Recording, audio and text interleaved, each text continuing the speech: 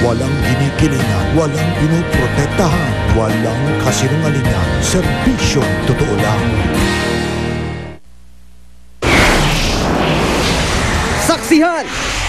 Investigasyon sa nangyaring pagpapasabog sa convoy ni Maguindanao Governor Toto Mangudadato sa Tacurong, Sultan Kudarat kung saan isang nasawi. Pinamadali na ng PNP. Governor Mangudadato naniniwalang siya ang target ng pagsabog. Umano'y mabagal na pamamahagi ng application form para sa mga pulis na nais ma-promote at sa mga gustong maging pulis sa NAPOLCOM office sa Makati na uwi sa gulo. Pagdarasal ng nakaluhod, iniutos ni Manila Archbishop Gaudencio Cardinal Rosales para ihingi ng tawad ang mga nagkasala raw dahil sa kontrobersyal na exhibit ni Medeo Cruz. Healing mass para kay dating Pangulong Gloria Arroyo, dinaluhan ng mga kaanak at kaibigan.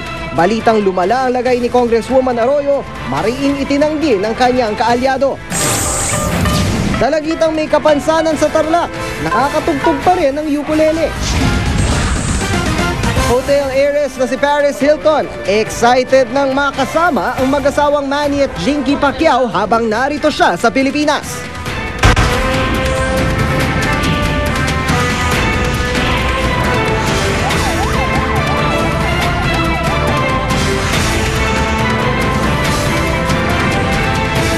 Saksi!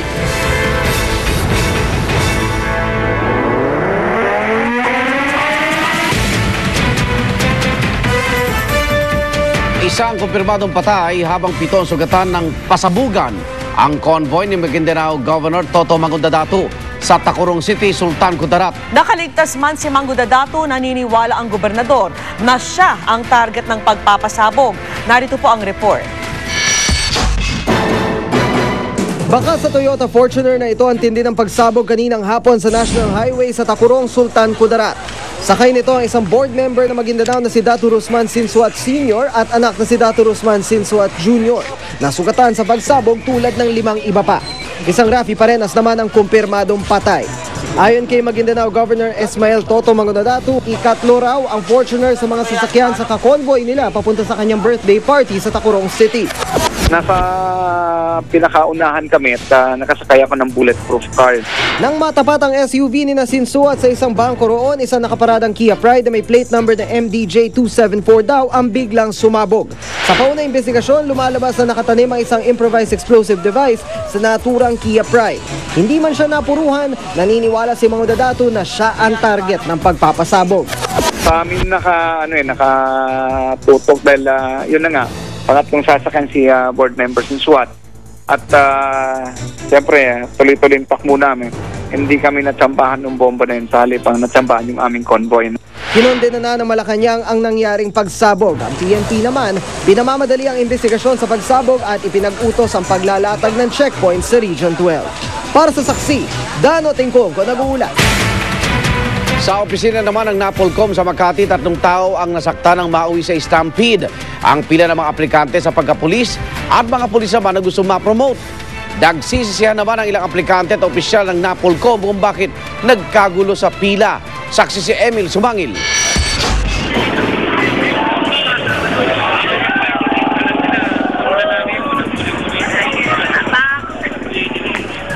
Kuhang-kuha sa cellphone camera ng isang amateur videographer ang unahan sa pila ng ilang sibilyang gustong magpulis at mga pulis na gustong ma-promote nang mamahagi ng mga application form sa tanggapan ng National Police Commission, NCR sa EDSA kanina.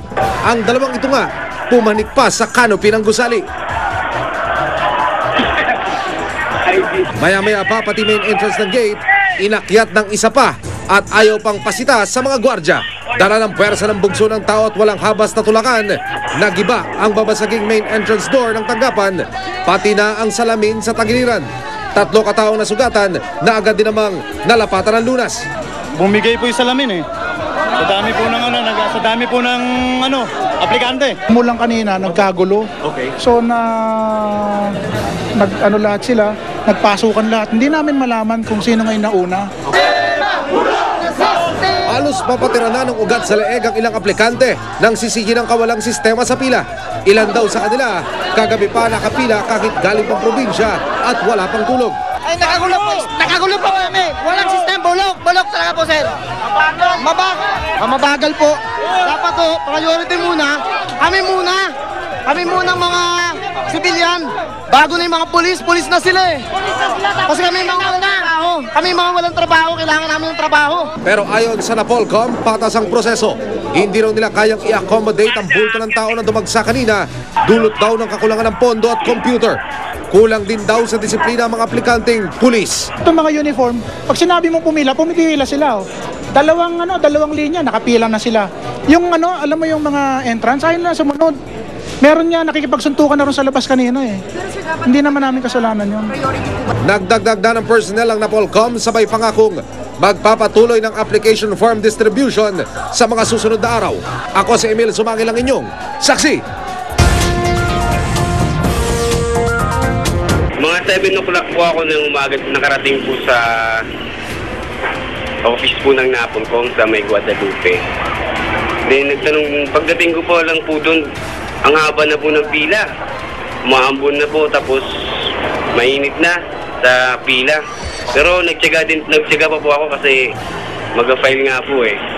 Then mga 11 ng tanghali, nawala na po yung pila. Nagkakagulo na, nagtutulakan na. Halos magka-stampede na nga po kasi sa daming tao. Pagdating po ng mga hapon na, bandang alas 2 na po, meron na din ng pila para po, in-schedule po kami. Meron pong September 15, 16, 18, 17 po. Ako pang 19 po ako sa September 19 po ako pinapabalik. Mula sa Taguig, ako si Youth Cooper Eric Medalla, nag-uulat. Ang iyong naging saksi. At kayo rin pwedeng maging saksi bukod sa mga video at letrato ng mga balitang inyong nakunan, pwede ring ipadala sa YouScoop ang kuha sa inyong sarili habang ikinikwento ang inyong nasaksihan. Dahil dito po sa saksi, hindi lang reaksyon nyo ang mahalaga. Kasama rin namin kayo sa pagbabalita.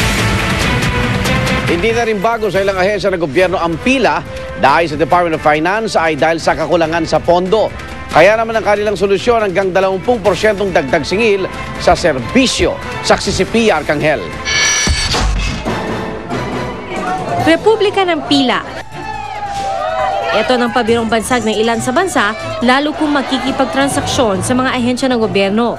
Mula sa paghingi sa NSO ng patunay na ipinanganak ka o kasal na, hanggang sa pagkuha ng mga requirements sa trabaho tulad ng NBI clearance at PRC license. Pati nga aalis na lang na bansa, tila pinahihirapan pa. Kaya naman ganun na lang ang reaksyon ng ilan ng malamang sa kabila ng mabagal na serbisyo, ilang ahensya ng gobyerno ang magtataas pa ng singil. Hiling daw ng ilang ahensya 5 hanggang 20% pagtaas. Wag na. Ito lang, nahihirapan eh. Ang hirap ng buhay ngayon eh. Kailangan, pumari nga, babaan pa eh. Pero ayon sa Department of Finance, ang mga pila nga ang mismong dahilan kung kaya isinusulong nito ang dagdag singil sa mga transaksyon sa gobyerno. Ang dagdag pondong malilikom rito pwede raw gamitin para sa pagpapabilis at pagpapaganda ng serbisyo at pagtaas ng sahod ng government employees. Under the law, we are authorized to adjust fees and charges to the costs of the rendering those services. So we are just implementing what is in the law. Kulang daw kasi ang pondo ng gobyerno para ayusin ang mga pila. Noong nakaraang taon, halimbawa, ang 58 billion na nakolekta sa government fees and services, mas maliit daw sa halagang ginastos ng gobyerno para sa pagbibigay ng serbisyo. May ilang ahensyang mahigit 10 taon nang di nagbabago ng service fees. Ang dagdag singil iba raw sa buwis at hindi pagkakakitaan ng gobyerno. They should not worry because we are just trying to recover costs. And the costs are not that high. Because as you know, salaries in government are lower than those in the private sector. Bagamat may mga tutol, may ilan namang pabor kung makakabuti ito sa bansa. Ayaw ng Diyos ng puro reklamo. Kung anong dat na natin, pasalamat tayo at magsikap tayo.